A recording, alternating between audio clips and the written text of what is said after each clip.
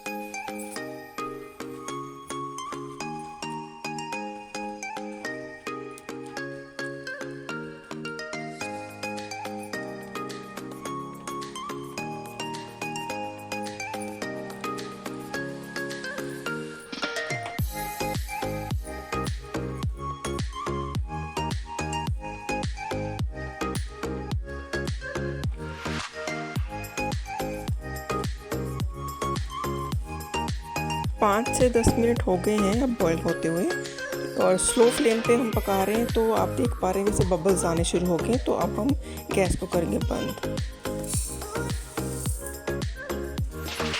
अब दूसरी कढ़ाई में चाशनी बनाने के लिए लेंगे चीनी और पानी और इनकी चाशनी रेडी करेंगे।